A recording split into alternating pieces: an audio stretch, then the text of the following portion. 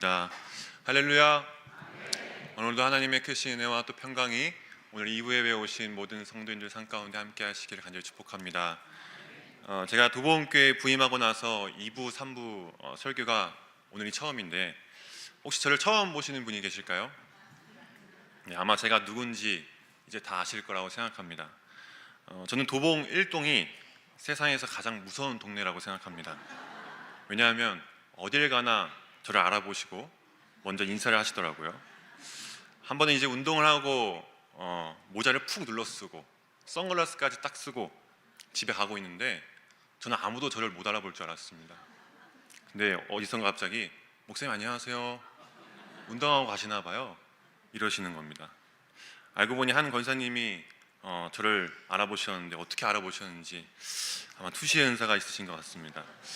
그만큼 어딜 가나 저를 다 알아보셔서 이제 내가 누군지 다 아시는구나 이런 생각을 하게 되었습니다. 그렇다면 여러분 제 고향이 어딘지는 아시나요? 제 고향? 다 아시네요. 네.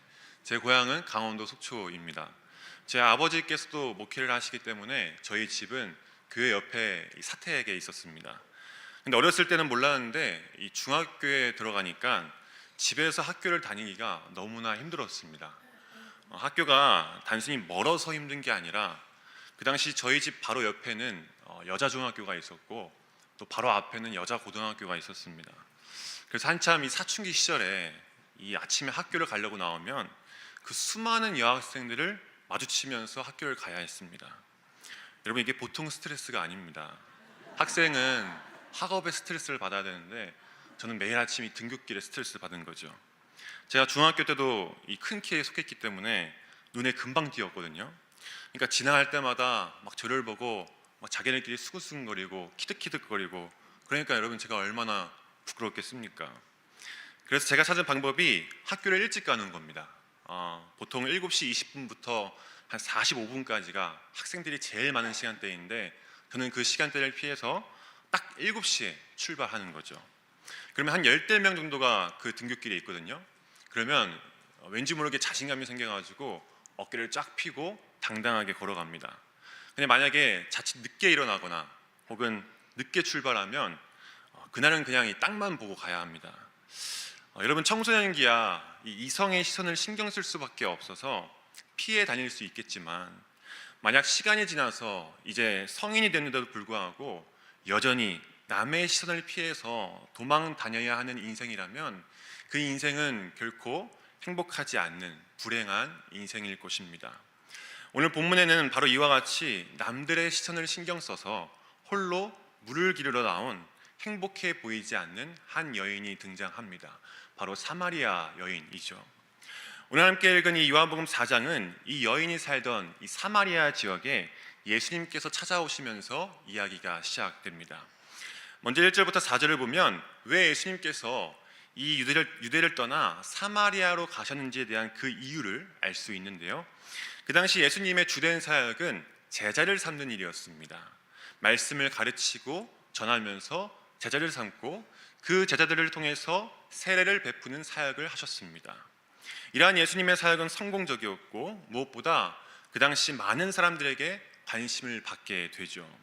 근데 문제는 이 바리새인들도 이 예수님의 사역에 깊은 관심을 보이기 시작했다는 것입니다. 원래 이 바리새인들의 주된 관심은 세례 요한의 사역이었습니다. 그래서 제사장들과 이 레위인들을 세례 요한에게 보내서 그 사람이 뭐 하는 사람인지 물어볼 정도로 세례 요한을 경계하고 관심이 있던 사람들이 바로 바리새인들입니다. 근데 지금 사람들이 세례 요한의 사역보다 예수님의 사역에 더 많은 관심을 갖고 몰리게 되자 이 바리새인들도 예수님에 대해서 깊은 관심을 가지면서 예수님을 위협적인 존재로 보기 시작했던 것이죠.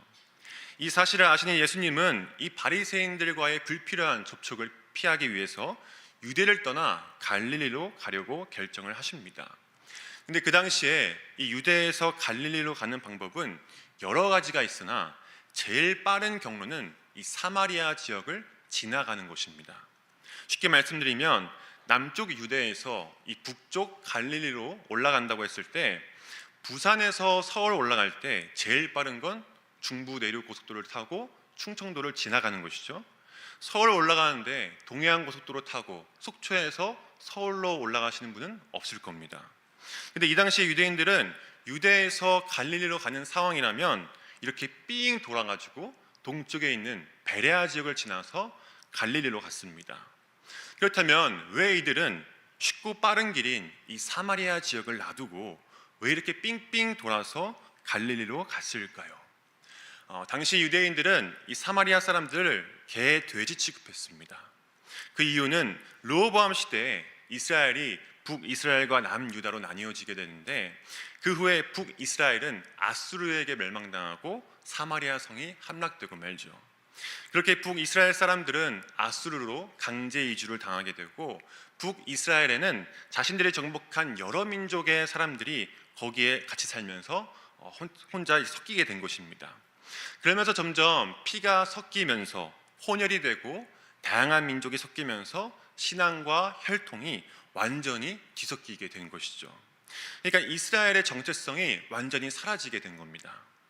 근데 남유다도 바벨론에게 멸망당하게 되는데 이 남유다는 그래도 자기들의 신앙을 지키려고 노력했습니다.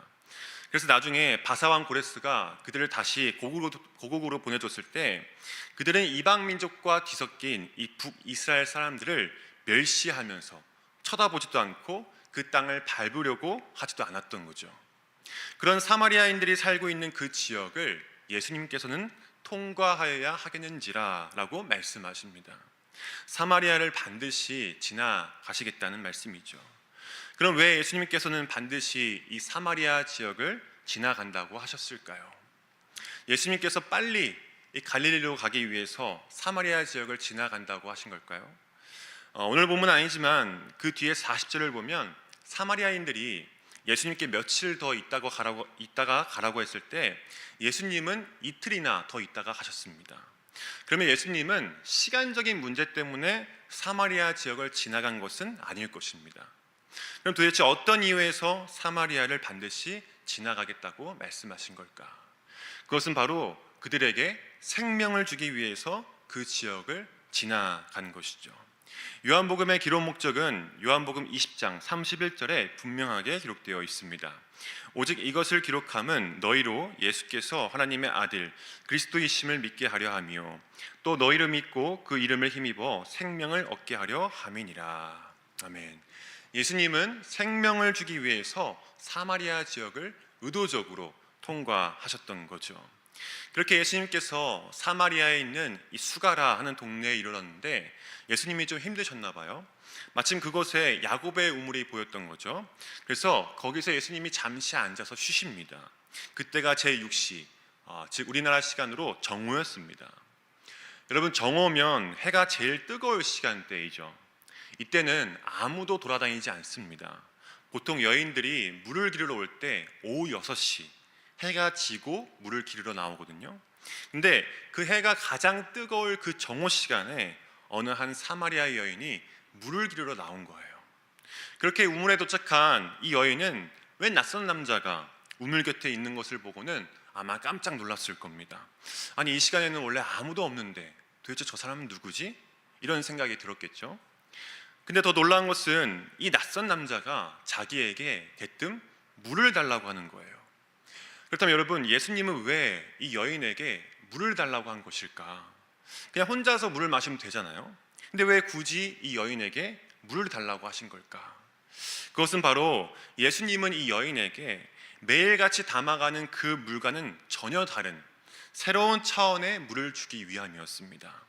너가 나한테 마실 물을 주면 내가 너에게 영원히 목마르지 않는 생수를 주겠다라는 예수님의 의도인 것이죠.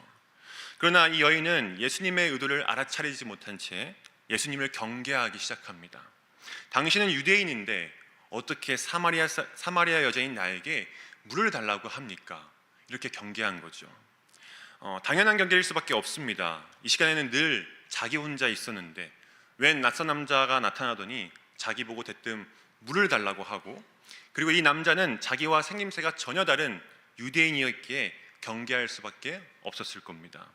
근데 그때 예수님이 이렇게 말씀하시죠. 10절입니다. 내가 만일 하나님의 선물과 또 내게 물 좀 달라 하는 이가 누구인 줄 알았더라면 내가 그에게 구하였을 것이요 그가 생수를 내게 주었으리라.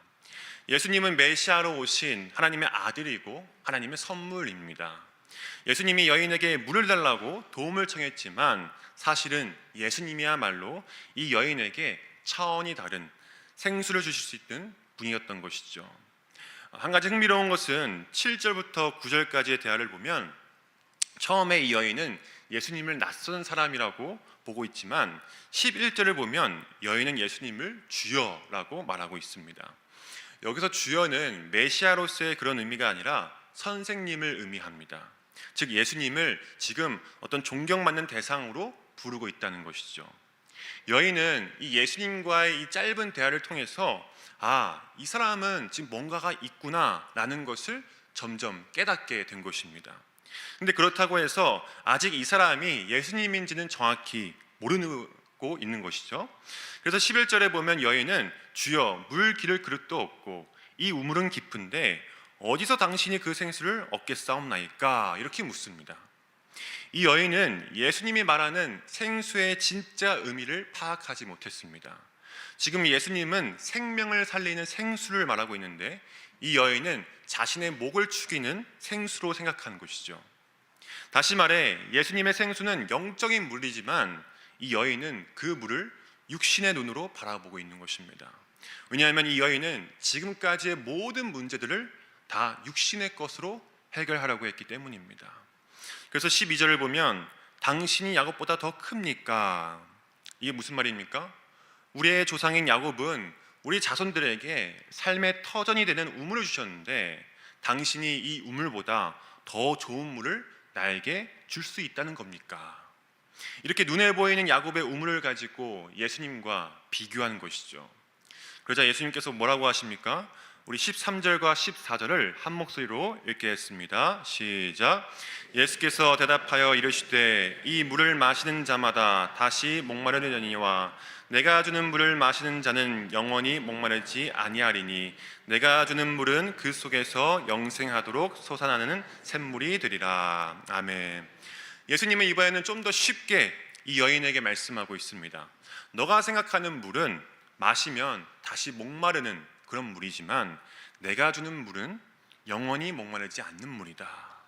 그러자 이 여인이 뭐라고 말합니까? 15절입니다. 여자가 이르되 주여 그런 물을 내게 주사 목마르지도 않고 또 여기 물 기르러 오지도 않게 하옵소서. 그런 물이 있다면 나에게 주셔서 내가 더 이상 목마르지 않게 하시고 다시는 이 지긋지긋한 우물로 물을 기르러 나오지 않게 해달라는 뜻이죠. 아마도 이 여인은 예수님의 대답에 깜짝 놀랐을 것입니다. 이 사람이 예수님인지는 모르겠지만 뭔가 심상치 않은 것은 확실하고 사마리아 사람인 나에게 먼저 말을 걸기도 하고 그리고 영원히 목마르지 않는 물을 준다고 하니 이 여인의 입장에서는 그것이 사실이든 아니든 예수님의 대답이 매우 흥미로웠을 것이고 그러한 물이 실제로 있기를 간절히 바랬겠죠.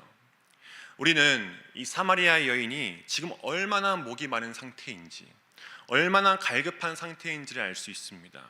그러니까 예수님께서 하신 이 말씀을 제대로 이해하지 못한 채 단지 그 물이 육신의 갈증을 해결해 줄 수 있을 거라고 생각해서 그 물을 달라고 한 것이죠.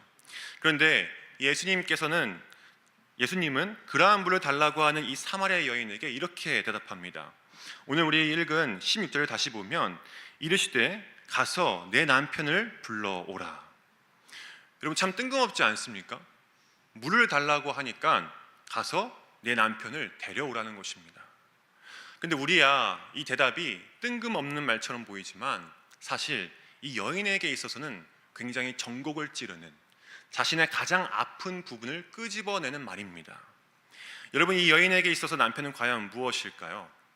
오늘 우리가 읽지는 않았지만 18절에 보면 이 여인에게는 남편이 5이나 있었고 지금 살고 있는 이 남자는 결혼도 하지 않는 동거만 하고 있는 그런 상황입니다.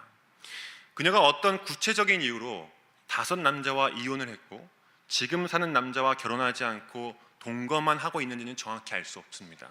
그렇지만 한 가지 확실한 건 이 여인에게는 여전히 채워지지 않는 갈급함이 있다는 것이죠. 이 당시 남편의 힘은 대단했습니다. 남편이 이혼 증서 한 장만 써주면 이혼이 성립되는 절대적 존재가 바로 남편이었습니다. 그래서 이 여인에게 남편이란 믿고 의지하는 존재인 것이죠. 이 여인은 자신의 삶에서 믿고 의지하는 절대적 존재가 바로 남편이라고 믿었습니다. 그러나 여인은 5남자와 이혼을 했습니다. 자신의 삶에서 남편은 자신의 갈급함을 해결해주고 자신의 아픔을 위로해주는 절대적 존재인 줄 알았는데 그렇지 않았던 것이죠. 그렇게 상처와 아픔만 더 깊게 쌓인 채 현재는 결혼도 하지 않고 그저 동거만 하고 있는 그러한 상태로 남들이 다니지 않는 그 뜨거운 정오 시간에 남들의 시선을 피해서 물을 기르러 다니는 것이었습니다. 오늘 우리들의 남편은 과연 무엇입니까? 내가 지금 믿고 의지하는 절대적 존재, 나의 갈급함을 채워주길 원하고 나의 아픔을 위로해 주길 원하는 그 남편은 과연 무엇입니까? 오늘 예수님께서 말씀하신 내 남편을 불러오라, 이 말씀은 단순히 그녀의 아픔과 상처를 끄집어내는 말이 아닙니다. 몸속에 상처가 곪으면 그것을 끄집어내서 치료해야 하듯이 예수님도 지금 이 여인의 아픔과 상처를 끄집어내서 더 이상 그 여인이 혼자 물을 기르러 오지 않게끔, 더 이상 그 여인이 목마르지 않게끔 그녀의 육신적인 것을 뛰어넘어 영적인 문제의 근원을 해결해 주시려는 것이죠. 제가 사진 하나를 준비했는데요. 사마리아 여인의 모습입니다. 빈 물동이가 자신의 갈급함을 해결해 줄 수 있는 유일한 방법입니다. 여러분, 2001년도에 개봉한 달마야 놀자라는 영화 보신 분들이 있을 것입니다. 영화 배경이 절인 것뿐이지 불교적인 내용이 아니라 단순 코믹 영화입니다. 못 보신 분들을 위해서 간단하게 내용을 소개하자면 배우 박신양이 이 조폭의 우두머리이거든요. 근데 이 조폭들이 상대 조직의 위협으로 잠시 숨어있기 위해서 절에 들어갑니다. 그런데 그 절에 있던 스님들은 이 조폭들이 머무는 것을 원치 않았던 거죠. 그래서 이 스님들과 조폭들 사이에 갈등이 생기자 절에서 가장 높은 주지 스님이 이렇게 제안을 합니다. 바로 깨진 항아리에 가장 먼저 물을 채우면 되는 거였습니다. 이 게임이 시작되자마자 스님들은 마치 자신들이 이긴 것처럼 한 스님이 항아리 안에 들어가더니 사람은 물이고 자연 그 자체입니다 라고 말하죠.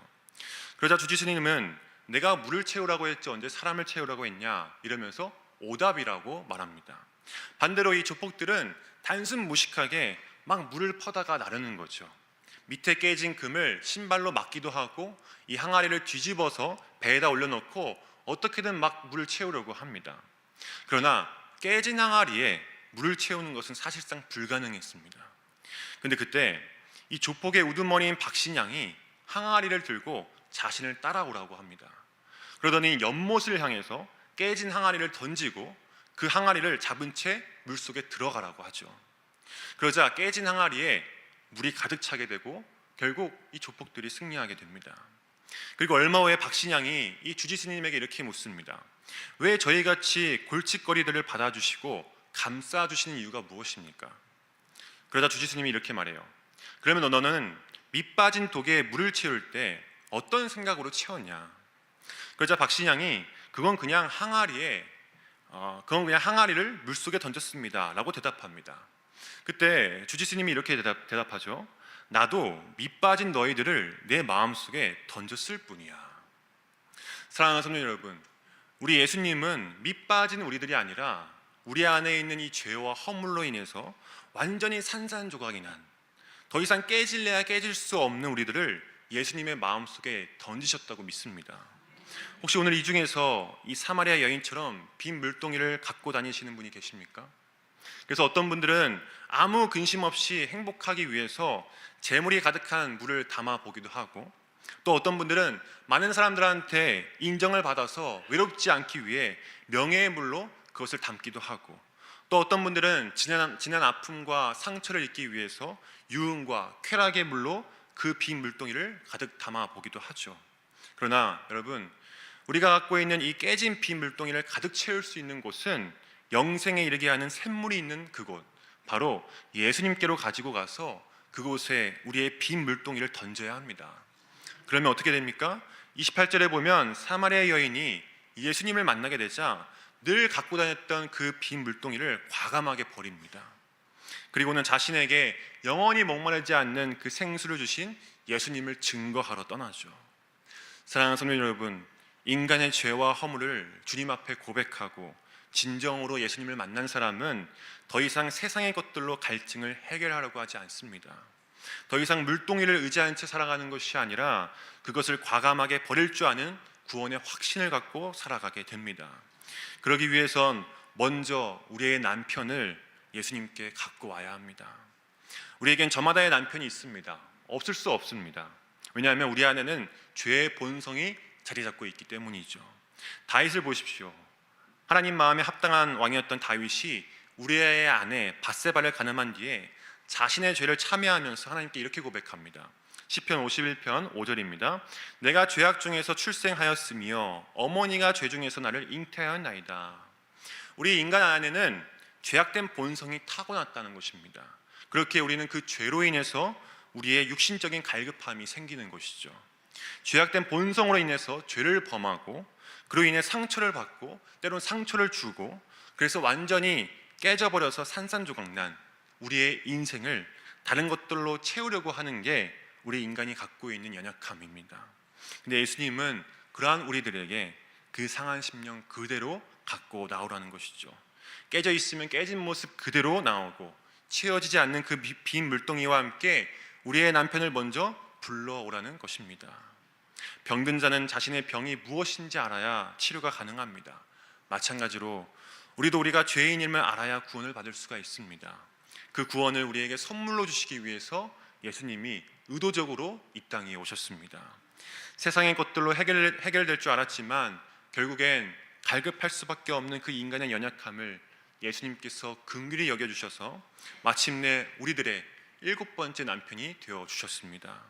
사랑하는 성도 여러분, 오늘 나의 남편은 무엇입니까?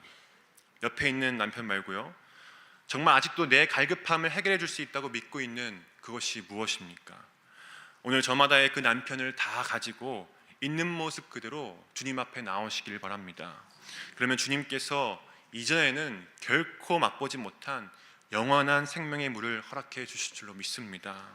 그래서 오늘 그 7번째 남편의 신부가 저와 성도인들이 되어서 더 이상 빈 물동이를 의지하며 살아가는 인생이 아니라 우리의 생명 대신 예수 그리스도의 십자가를 붙들고 살아갈 수 있는 저와 성도인들이 다 되시기를 예수님의 이름으로 간절히 축복합니다.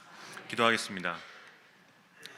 사랑의 주님, 오늘 우리가 빈 물동이를 가지고 주님 앞에 나왔습니다. 오늘 이 빈 물동이를 영원히 목마름이 없는 생명의 근원 되신 주님께 맡깁니다.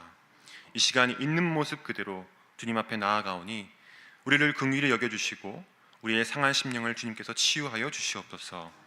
그래서 더 이상 세상의 남편을 의지하고 따르는 인생이 아니라 우리의 영원한 남편 되시는 주님만을 의지하고 주님과 함께 동행하는 우리 모두가 되게 하여 주시옵소서.